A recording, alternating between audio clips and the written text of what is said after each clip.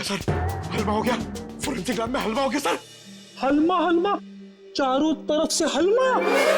Take your position sir, अपनी gun निकाल लीजिए। अरे तीचा, पंकज, दुश्मन भाग जाएगा, मैं गन लाना भूल गया।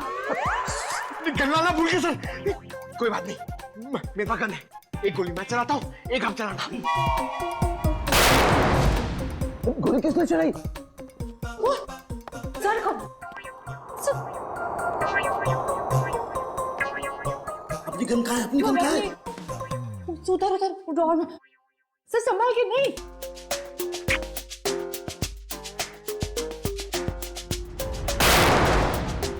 अबे पीछे से क्या गोली चला रहा? सामने आके गोली चला।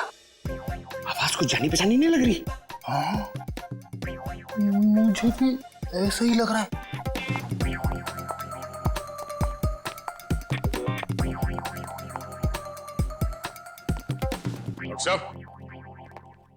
डॉक्टर साहब क्या?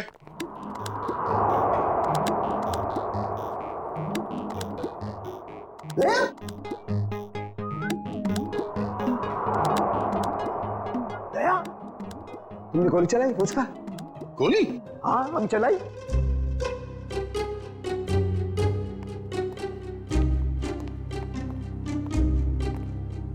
ये हमारे दो 30 मार खा। नीचे कर, गन नीचे कर। तू चलाई गोली? हाँ? सर हमें लगा कि हलवा हो गया है। हलमा हलमा, अटैक, काउंटर अटैक। अरे यार, अरे हलमा नहीं, आमला आमला। हमला हमला, सॉरी। डॉक्टर साहब, पता चला वो 3 गोलियां किसने चलाई? हाँ दया, पता चल गया। दया, अजीत की बॉडी में से बुलेट निकाल ली है मैंने, और उसे इस बुलेट के साथ मैच करके देखेंगे जो मैंने अभी अभी फायर किया। सर, इन दोनों की आंखों से खून निकलकर जम गया, मतलब गोली आंख में भी लगी है। तो गोलियां मिली सर? गोली कहीं नहीं गई, यही है, आइए। यहाँ इन लोगों के दिमाग में। ये कैसी गोली है? एक गोली टूट गई है? हाँ दया, ये गोली ऐसी गोली नहीं है जैसी ये।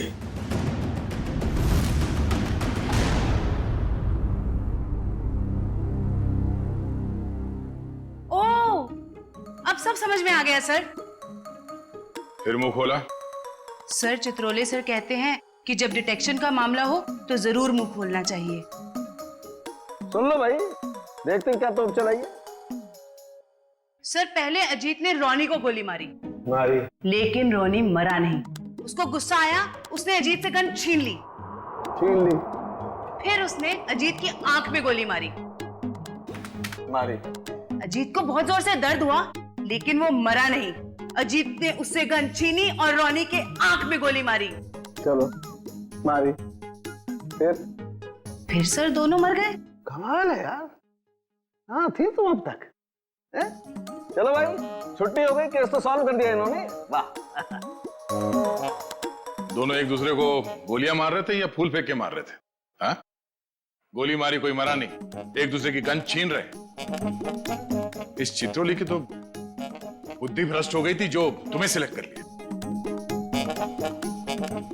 दो और खड़े चित्रोले के हीरे तुम्हारे पीछे, वो देखो। हीरे बोला, मुझे बोला। ये देखो दया, जो गोली मुझे रोनी की छाती से मिली है वो इसी गन से चली है। अगर एक बुरी खबर और। वो और क्या रह गया सर? इस पिस्टल पर सिर्फ अजीत की उंगलियों का निशान। गन किसी ने छीनी नहीं है, गोली सिर्फ और सिर्फ अजीत ने चलाई है। अजीत ने रोनी को 2 गोलियां मारी, एक आंख में और एक छाती पर। तो अजीत की आंख में किसने मारी गोली? सिंपल है सर, केस सॉल्व। अजीत ने खुद अपनी आंख में गोली मारी है। ए चित्रोले के हीरे, चुपचाप खड़ा रहे। एक बात अच्छी तरह समझ लो, जो गोली आंख के अंदर है वो इस गन से नहीं चली है। वो गोली किसी और गन से चली है। तो है कहाँ वो गन? देखिए सर, जितना मुझे पता है उतना आपको सब बता दिया। आप समझ रहे हैं ना सर? सर आपका पेमेंट कहीं नहीं जाएगा। मैं आपको फोन करता हूँ सर। सर, कौन है ये? हम नहीं जानते इसे। ये रॉनी है, जिसका आपके पति ने खून कर दिया है। क्या झूठ है ये सब? मेरा अजित ऐसा नहीं कर सकता है। कोई मेरे बेटे को फंसा रहा है। हाँ, अजीत सर के मरने की डिटेल्स देता हूँ। हाँ, सबसे पहले आपके चैनल्स को ही दूंगा। ए मिस्टर टकुन, 1 मिनट। ये बंद करिए अपना पीआर का ड्रामा, समझे आप? वरना मैं आपको खबर बना दूंगा। 5 मोबाइल लेके घूम रहे, बंद करिए सब। Sorry sir.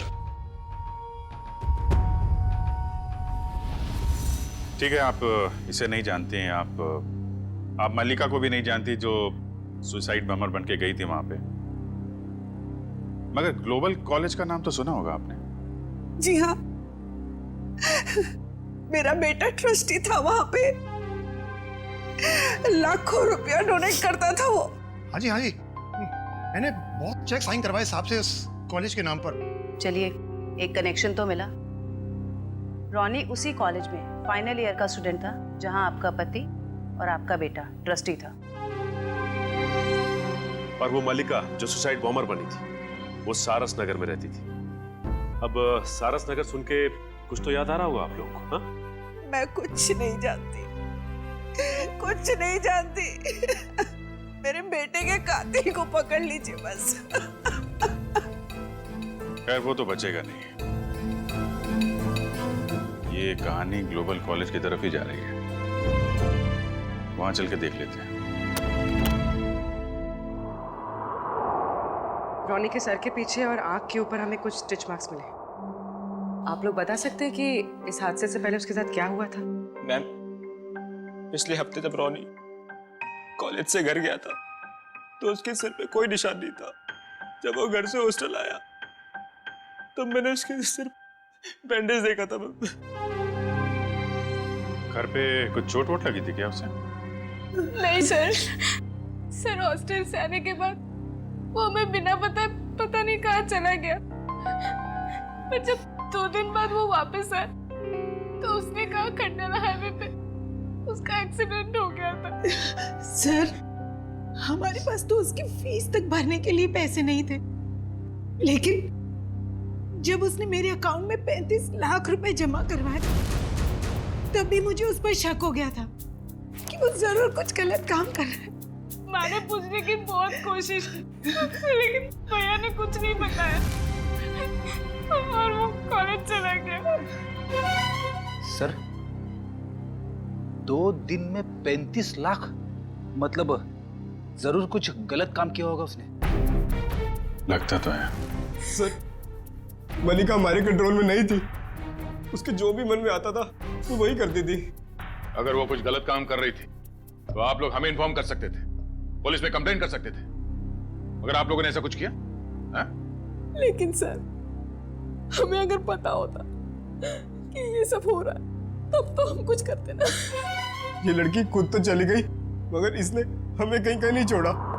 सर, मल्लिका के कबर्ड से मिला है, छुपा के रखे गए थे। तुम रॉनी के रूममेट हो, कल उसे हॉस्टल से बाहर जाते देखा तो होगा ना?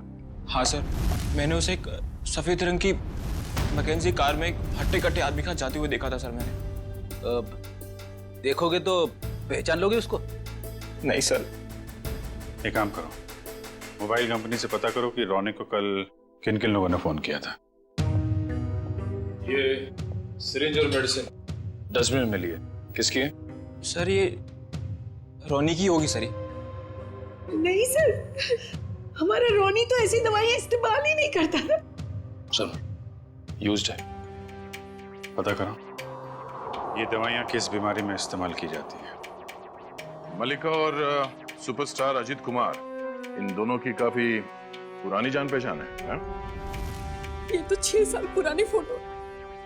तब ये दोनों एक दूसरे से प्यार करते थे, पर सर तब अजीत स्टार नहीं था। मगर ये रिश्ता तो 6 साल पहले ही टूट गया था सर। जब अजीत ने शादी के लिए मना कर दिया था। मल्लिका को इस बात का बहुत गहरा सदमा लगा था सर, और वो डिप्रेशन में भी चली गई थी और फिर कभी अजीत से नहीं मिली। पता नहीं अचानक अजीत से बदला लेने की उसने कैसे सोची, और वो भी ऐसे। ह्यूमन बॉम्ब बनकर बदला लेने के प्लानिंग के लिए कोई 6 साल तक इंतजार क्यों करेगा? मल्लिका से हाल फिलहाल में कोई मिलने आया था जिसने उसे भड़काया हो? हमें कुछ नहीं पता। हो सकता है उसका कोई ऐसा दोस्त हो जो मल्लिका और अजीत के रिश्ते के बारे में जानता हो। सर हमें कुछ नहीं मालूम। मल्लिका कहीं पे काम करती थी? सर वो एक होटल में वेट्रेस का काम करती थी। कौन से होटल में? Green Route palace.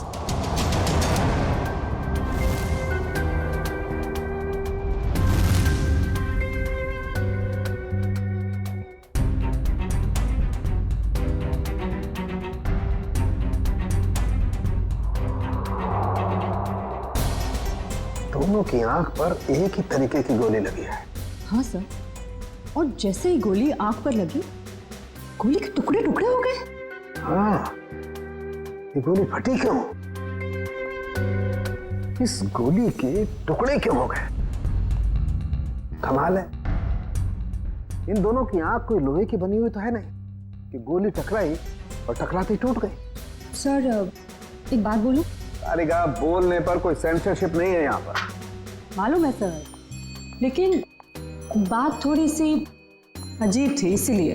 अजीब है तो जल्दी बोलो। सर ये गोली के टुकड़े जो हमें रॉनी और अजीत के दिमाग में से मिले हैं, वो इस पिस्टल से तो आई नहीं है। इस पिस्टल से सिर्फ एक ही बुलेट निकली है, और वो है ये। अब इस गन से कोई दूसरी तरह की गोलियां तो नहीं चल सकती ना? बिल्कुल तारिका, कोई और पिस्टल भी थी वहां पर, किसी और पिस्टल से चली है ये गोलियां। ये पिस्टल बाद में गायब हो गई। मतलब सर उस कमरे में कोई तीसरा आदमी भी था? कोई तीसरा आदमी भी था वहां पर, और उसने गोली चलाई, और जिस गन से गोली चलाई वो लेकर के गायब हो गया। मतलब वो तीसरा आदमी इन दोनों का दुश्मन था? क्या मालूम, हो सकता है उस तीसरे आदमी ने इन दोनों में झगड़ा करवाया हो, और फिर अजीत ने रोनी को गोली मार दी, लेकिन रोनी मरा नहीं, और फिर उस तीसरे आदमी ने अजीत को गोली मारी और अजीत फौरन मर गया। और तब उसने देखा कि रोनी अभी भी जिंदा है, वो मरा नहीं है, तो उस आदमी ने अपनी पिस्टल से रोनी की आंख में गोली मार दी और वहां से चंपत हो गया। लेकिन सर वो तीसरा आदमी कमरे से बाहर कैसे गया होगा? कमरा तो अंदर से बंद था ना? यार ये बात तो दया और अभिजीत को ढूंढनी चाहिए ना, ये भी मैं बताऊंगा। बराबर बराबर। देखो ये एक्सरे भी यही बताता है। और रोनी के दिमाग की हालत क्या हुई है ये तुम्हें मालूम? हाँ सर, एकदम भुरता बन गया है। गोली के टुकड़ों ने हलवा बना दिया दिमाग का। जब उसी तरीके की गोली के टुकड़े अजीत के दिमाग में घुसे, तो अजीत के दिमाग का भुरता क्यों नहीं बना? मालूम नहीं सर। कमाल है, एक ही तरीके की गोली दोनों के आंख में लगी, एक ही तरीके की गोली के टुकड़े दोनों के दिमाग में घुसे, लेकिन एक के दिमाग का भरता बन गया, दूसरे का दिमाग सही सलामत। ऐसी गन होगी जिससे इस तरह की गोली चली है। सर अजीत कुमार हमारे होटल में अक्सर आया जाया करते थे, पर मल्लिका एक मामूली सी वेट्रेस थी। ये अजीत कुमार के साथ उसका क्या कनेक्शन हो सकता है, समझ नहीं आता है। इसीलिए तो आपके स्टाफ को बुलाया है, शायद वो कुछ बता सके। मल्लिका यहाँ आप लोगों के साथ काम करती थी, और एक दिन उसने सुसाइड बॉम्बर बनकर सुपरस्टार अजीत कुमार को मारने का फैसला किया। आप लोग कुछ बता सकते हैं कि मल्लिका की अजीत कुमार के साथ कोई दुश्मनी थी? नहीं सर, ऐसा तो कुछ भी नहीं है। शायद उसने कुछ बताया हो कभी आपस में बात करते हुए। सर मल्लिका और अलीशा दोनों बहुत अच्छे दोस्त थे। अगर उसने कुछ बताया भी होगा ना सर, तो अलीशा को बताया होगा सर। नहीं सर, ऐसा कुछ भी नहीं कहा उसने। और वो ड्यूटी के बाद कहाँ जाती थी, किससे मिलती थी, मुझे क्या पता। हमने तो ऐसा कुछ पूछा ही नहीं आपसे क्यों ड्यूटी के बाद कहाँ जाती थी? वो मैं... देखो अलीशा, जो भी है हमें बता दो। ऐसा ना हो कि सच छुपाने के चक्कर में तुम खुद ही फंस जाओ। बॉम्ब का मामला है। सर मैं उसकी बातों में आकर उसकी मदद करने लगी थी। मल्लिका के दिमाग में कुछ खतरनाक प्लान था और वो एक दिन अजीत कुमार को फोन पे धमकी भी दे रही थी। उसने अजीत कुमार को फोन पे धमकी दी थी? हाँ सर, मल्लिका ने मुझे बताया था कि 6 साल पहले वो और अजीत कुमार एक दूसरे से प्यार करते थे। फिर क्या हुआ? फिर अजीत कुमार एक दिन आया यहाँ उससे मिलने के लिए। पागल हो गए तुम? 6 साल के बाद फिर से तुम पर शादी का भूत सवार हो गया। हाँ मैं पागल हो गई हूँ। तुम्हारी वजह से मैं डिप्रेशन में आ गई हूँ। तुमने मुझे धोखा देकर किसी और से शादी कर ली। अजीत, या तो तुम मुझे अपना लो, नहीं तो मैं तुम्हारी जिंदगी बर्बाद कर दूँ। Shut up will you. देखो, सोसाइटी में मेरी इज्जत है और मैं एक बार शादी कर चुका हूँ और तुम जैसी 2 कौड़ी की लड़की से शादी करके मैं अपना करियर बर्बाद नहीं कर सकता। अजीत, मैं तुम्हारी जिंदगी बर्बाद कर दूंगी अगर तुमने मुझे नहीं अपना तो। तुम्हारी जैसी ना हजारों आई, चली गई। सिर्फ सपना ही देखो मुझे बर्बाद करने का।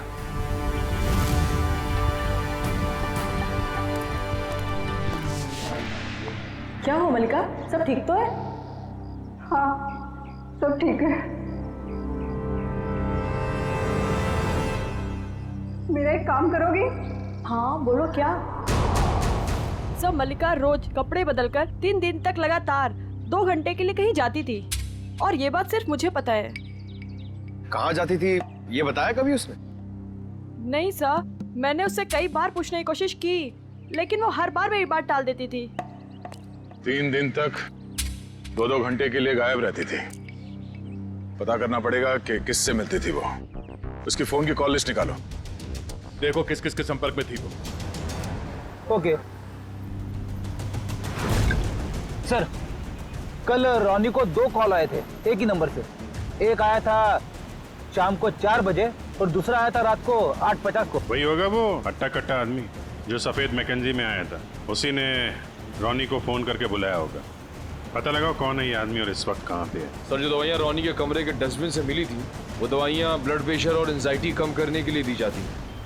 काफ़ी हैवी डोज है, जनरली प्रिस्क्राइब की नहीं जाती। सर लेकिन रॉनी को ऐसी दवा लेने की क्या जरूरत है? अब इस गुत्थी को तो डॉक्टर सालम के ही समझाएंगे।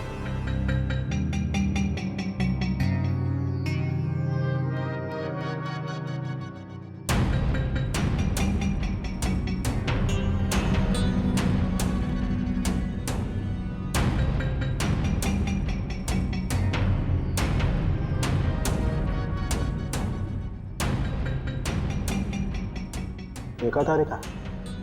जी सर। ये सारे फाइबर अंदर की तरफ जा रहे हैं। इसका मतलब गोली इसकी आंख के अंदर गई है। हाँ सर, लेकिन ये बात तो हमें मालूम है ना। मालूम है मगर मालूम नहीं है। हाँ? हाँ, इसकी आंख के बाहर बहुत सारा गन पाउडर है। इसका मतलब गोली बहुत पास से मारी गई है, राइट? राइट तारिका जी, मगर आंख में गोली मारी गई है तो गन कहाँ है जिससे आंख में गोली मारी गई है? वो गन कहाँ है?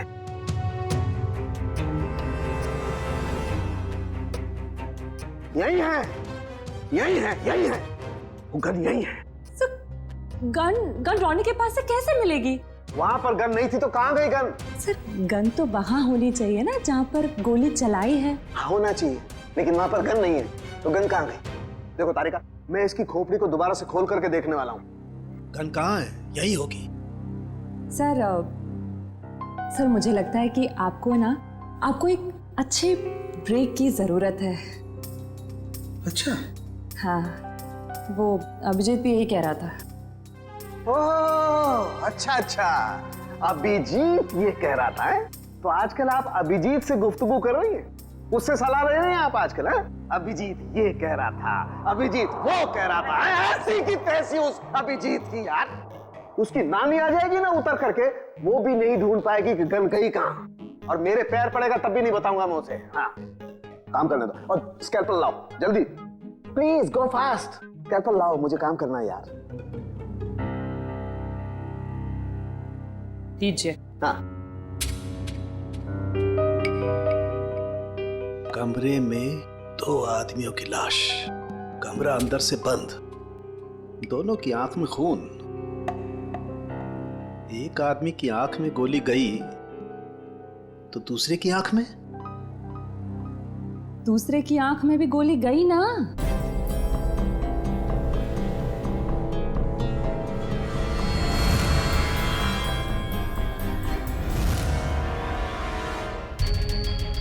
नहीं, दूसरे की आंख में गोली गई नहीं, दूसरे की आंख से गोली निकली। दूसरे की आंख में गोली गई नहीं, दूसरे की आंख से गोली निकली। हाँ? आंख में से गोली निकली? जी तारिका जी, आंख में से गोली निकली। अपने आप देखो, ये देखो, गौर से देखो, सारे फाइबर बाहर की तरफ निकल रहे हैं। इसका मतलब क्या? गोली आंख में से बाहर की तरफ गई है, बाहर की तरफ। Right right. हेलो साळुंके साहब। हेलो हेलो अभिजीत साहब, कैसे हैं? मैं तो अच्छा हूँ। सर, कुछ पता चला क्या? उल्टे बांस बरेली को है? अरे भाई साहब, मैं आपसे पूछने वाला हूँ, वहां पर गन वन मिली कि नहीं मिली? नहीं सर, गन तो नहीं मिली। क्या करते हो यार? लेकिन कमरे के अंदर क्या हुआ था ये पता चल गया सर। गोली तो रोनी के आंख में से चली है ना डॉक्टर साहब? हैं? हैं?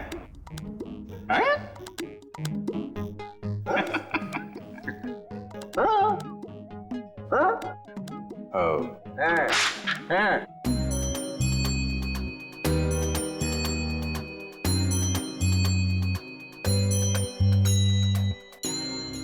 अच्छा अच्छा अच्छा, आंख से फ्लैश निकाल रहे हैं वो देखने के लिए कि क्या देखने के लिए? अरे वो होता है ना, वो अपना सपना? नहीं सपना नहीं, वो खाल सर, खाल को चेक करना पड़ेगा ना भाई कि वो उसमें क्या क्या क्या है खाल के अंदर। किस लिए? किस लिए? कि वो, अरे खाल का बाल निकालने के लिए। अरे सॉरी, बाल की खाल निकालने के लिए। है ना तारिका जी?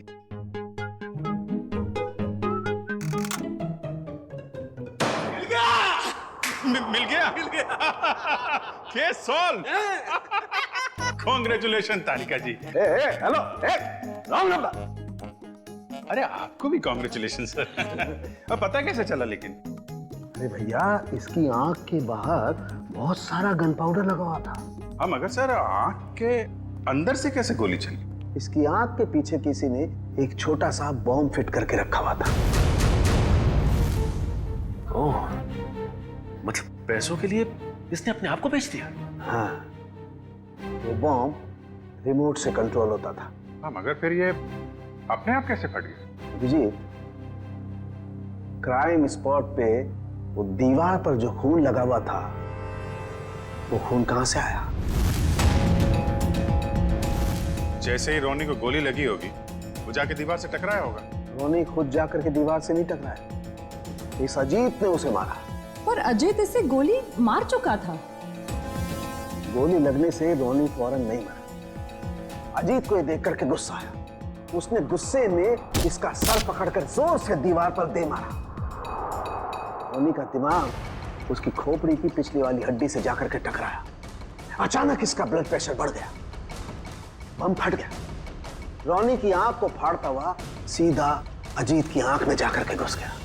बस, यहां रोनी मरा, उधर अजीत मरा। ओह, तो ये मामला है। मगर रोनी के सिर पे ये बॉम्ब फिट किसने किया होगा? हेलो, क्या? ठीक है सर, उस हट्टे कट्टे आदमी का पता लग गया जो उस रात रोनी को हॉस्टल से लेके गया था। Very good. अब वही बताएगा कि अजीत को कौन मारना चाहता था।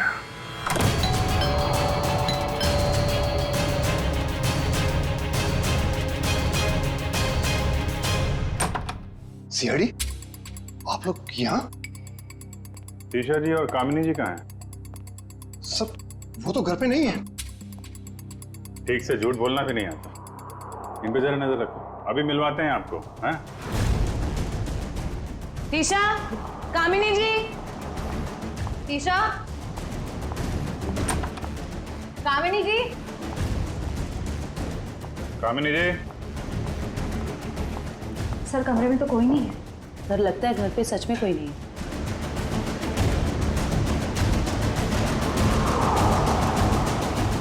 देखो टुकुन जी, आपके लिए अच्छा होगा चुपचाप बता दो कहाँ हैं दोनों।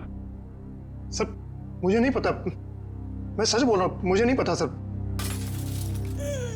सर ऊपर से आवाज आ रही है।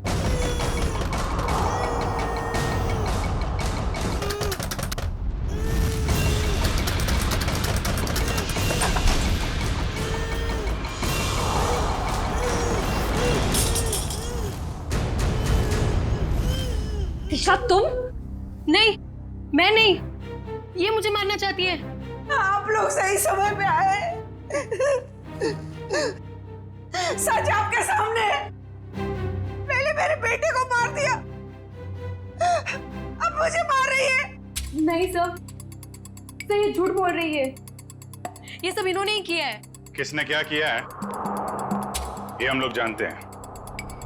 लेकिन मुझे पहले हॉस्पिटल ले जाइए, मेरे हाथ में बहुत दर्द हो रहा है। अच्छा डॉक्टर साहब, दवा साफ लेके आ रहा हूं मैं।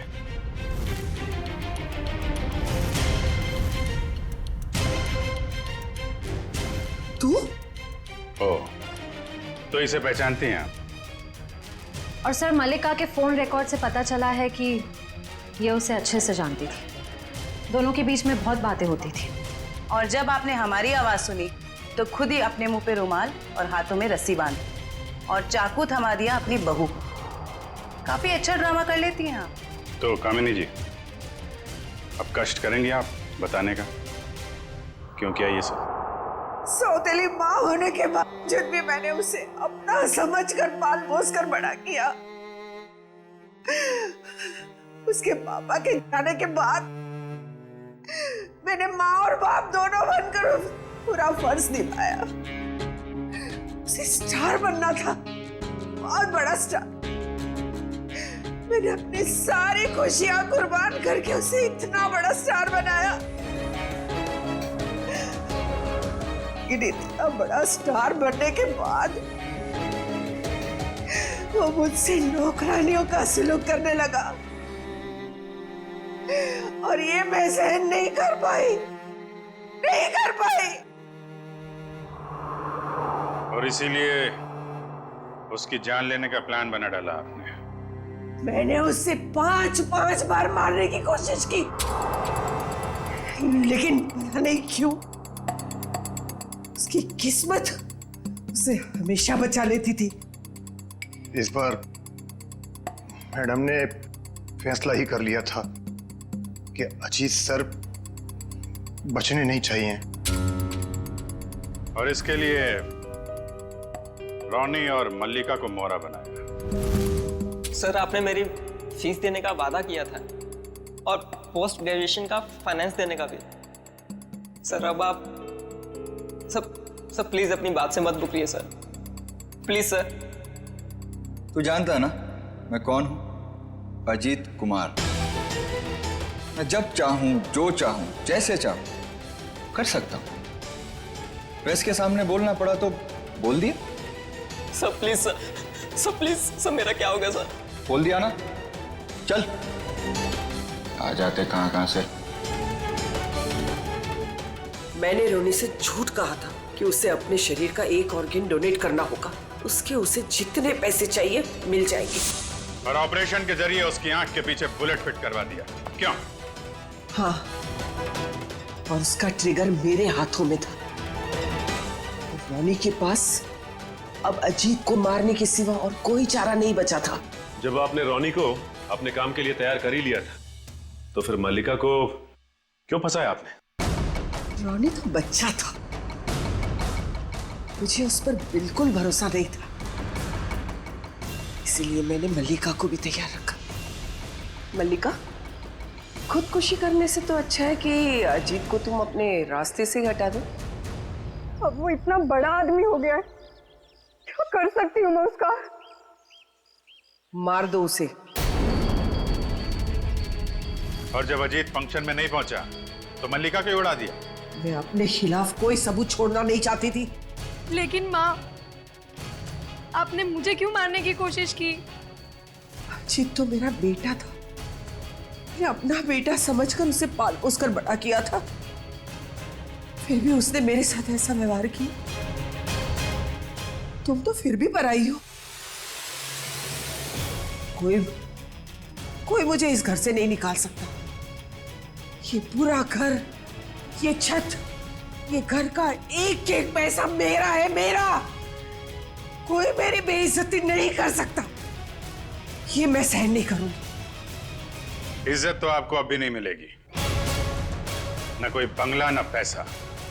जेल की काल कोठरी में दिन निकालने पड़ेंगे, फांसी का ऑर्डर आने तक।